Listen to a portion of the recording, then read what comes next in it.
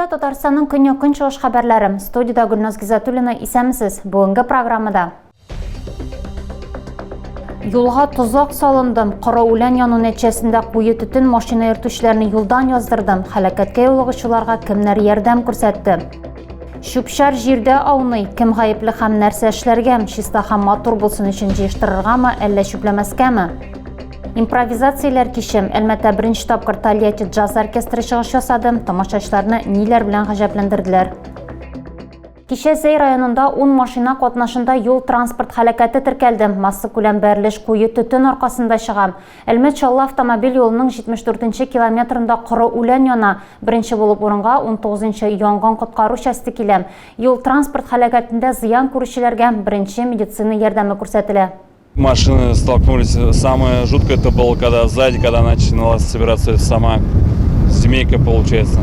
Фаҗигага юлыгучылар һәлакәтне әнә шулай тасвирлый. Шаһитлар һәм катнашучылар әйтүенчә, җирлек ачык булуга карамастан ул төтенгә күмелә. Янгын сөндерүчеләр 2 гектар коры үлән януын билгели. Беренче булып вакыйга орнына 19-нчы янгын части коткаручылары килә. С этой машины? Да. Я, чтобы уйти от столкновения, принял влево. Ут чыгу сәбәпләрен янгын күзәтчелеге инспекторлары билгели. Юл транспорт һәлакәтенә юлыгучылардан оператив тикшерү төркеме сорау ала. Аварияда һәлак булучылар, машинада бикләнеп калучылар юк. Табиб ярдәменә мохтаҗ булганнарга урында ук ярдәм күрсәтелгән.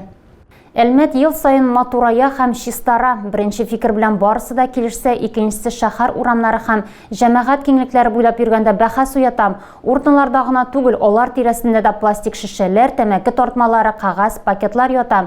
Эскәмияләр һәм чүп савытлары язулар белән чуарланган. Ни өчен кайберәүләр шәһәргә карата сакчыл карашта, икенчеләре юк. Һәм әлеге вазгыятькә ничек үзгәртергә? Алдагы материалда. Ну а так вот то, что мусор бросает, уж окурки с балкона выкидывает, это есть уж. Бу сөйләшү шарлавыклы балаларда калдырылган шүпшәр пакеты янында барам. Күрәсең, аны калдырган кеше яхшырак урын тапмаган. Шәһәр хезмәтләре ничек кенә җентекләп җыештырмасын, шәһәр халкы урамнарны урыннар урынына куллана икән, чисталыкка ирешү мөмкин түгел. Зөһрә Гыйниятуллина һәм аның балалары һич кайчан шүпшәрне читкә ташламаячак. Тәрбияләре башка. Ленин урамындагы йорты янында ул күршеләре белән тәртиптә урнаштыра, матур булсын өчен чәчәкләр дә утыртам.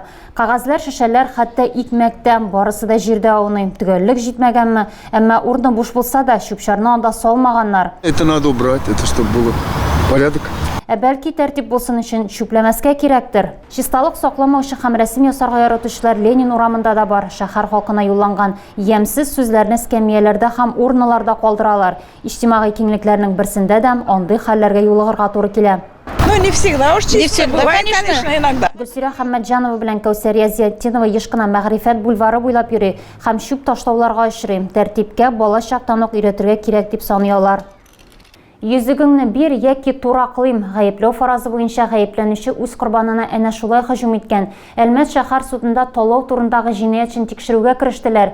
Эш материалларыннан күренгәнчә, узган елның җәендә Ират кызны кунакка чакыра, фатирдан чыгу өчен исә аңа балдагын бирергә туры килә. Җинаять кодексының 162-нче маддәсенең беренче өлеше буенча Иратка 8 елга ирегеннән мәхрүм ителү яный.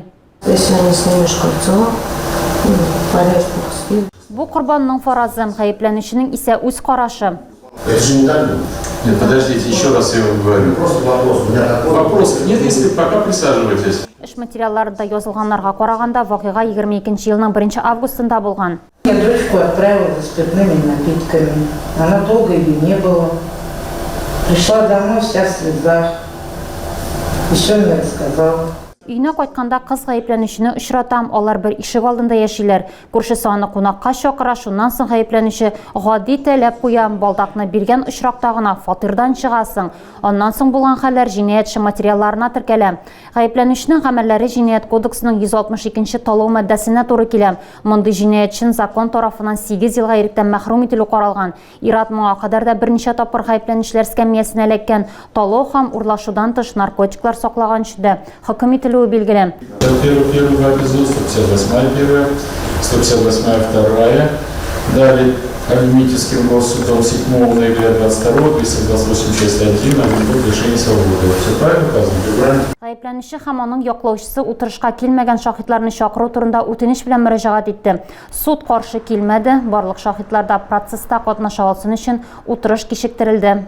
Зәйдә махсус хәрби операция зонасындагы хәрбиләргә ярдәм итү өчен Шын халык фронты җәелдерелде. Волонтерларның күплегенә, булышырга теләүчеләрнең дә байтак булуына карамастан, ярдәм кирәк. Безнең иҗат төркеме яшеренү ятмәләре уру буенча цехларның берсендә булып кайтты.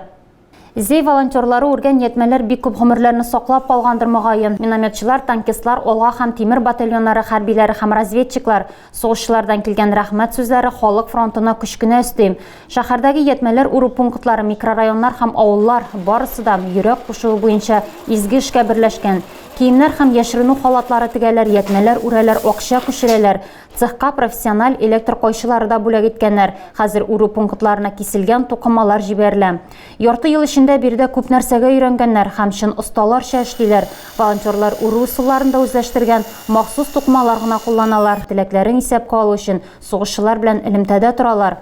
Әмма волонтерларга ярдәмчеләр кирәк, яшеренү ятмәләрен күп җитештерү зарур. Аларны фронтта хәрбиләр көтә. Әлеге гади эшне хәтта балалар да башкара ала.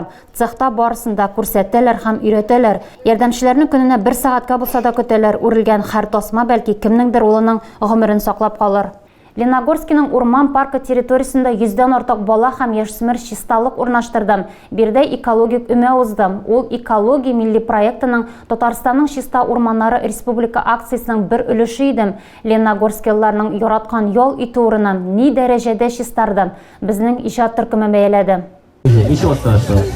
Өмә квест уен форматында уздым. Чарада балалар территорияләрне чистартып кына калмады, җиңү һәм бүләкләр өчен дә көрәштеләр. Катнашучылар 14 командага бүленеп 40 минут дәвамында чүп-чарны сортларга аерып җыйдым.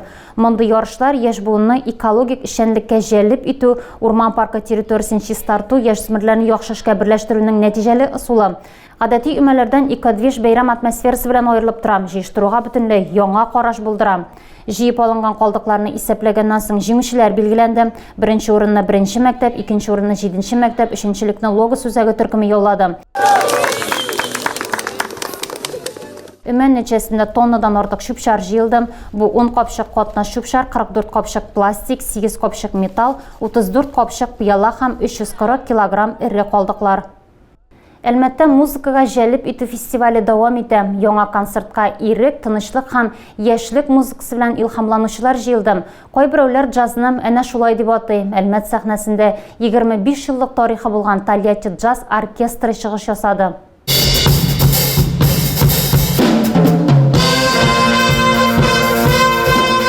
Әлмәт сәхнәсендә беренче тапкыр Тольятти дәүләт филармониясының джаз оркестры концерт көчле уен кораллары музыкасы белән башлана һәм тыңлаучыларны әсир итә.